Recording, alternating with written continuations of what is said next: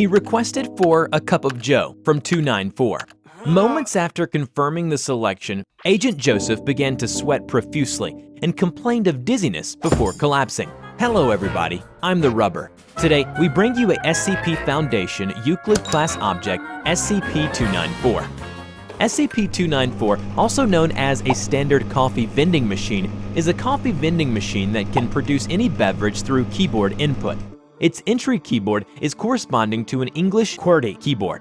Upon depositing 50 cents US currency into the coin slot, the user is prompted to enter the name of any liquid using the keyboard. After doing so, a standard 12-ounce paper drinking cup is placed, and the liquid indicated is poured into the cup. The Foundation has conducted 97 tests, including requests for water, coffee, beer, and soda, non-consumable liquids such as sulfuric acid, wiper fluid, and motor oil, as well as substances that do not usually exist in liquid state, such as nitrogen, iron, and glass, and each one returned a success.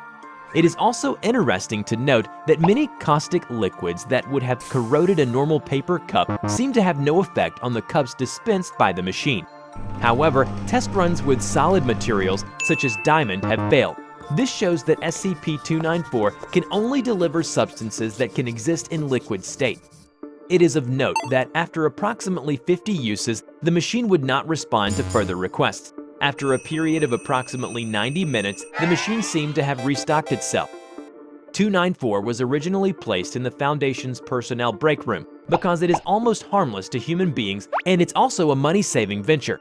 However, after the 294-01 accident, 2 guards of Security Clearance Level 3 were arranged to guard 294 at all times. Since then, anyone who wants to get contact with it needs to obtain security permission first. So, what happened during the 294-01 incident? The incident happened on August 21, 2005. Agent Joseph attempted to use 294 to obtain coffee during his allotted break time at 9:30 a.m. At the request of another agent to see what it would do, Agent Joseph requested for a cup of joe from 294. Moments after confirming the selection, Agent Joseph began to sweat profusely and complained of dizziness before collapsing. After moving the unconscious agent to the infirmary, the medical team recovered the contents of the cup dispensed by SCP-294. They found a combination of blood, tissue, and other bodily fluids in the liquid. Testing revealed the DNA sequence of the biological material dispensed by SCP-294 matched that of Agent Joseph. Luckily, Agent Joseph made a complete recovery after 4 weeks of rest and intravenous hydration. X-rays and CAT scans showed no further signs of injury, and he was released. After reviewing documentation on 294, the Foundation started testing 294's ability to retrieve specific liquids from a distance. To test the range of 294's capacity for retrieval, researchers formulated a unique compound composed of undisclosed ratios of bleach, cola, met-RX powder, and garam masala. The fluid was created and placed in a sealed container 25 meters away from 294.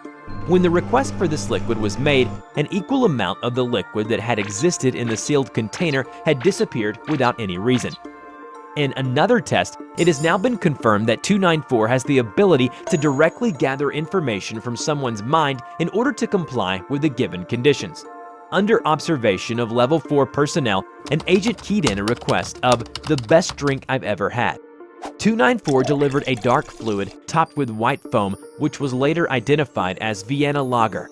The cup was printed with a color picture of 5 men and 2 women drinking beer on the beach, and the agent who requested for this drink was one of them. In his briefing, he confirmed that his favorite drink ever was a Vienna Lager he consumed at the beach with his friends.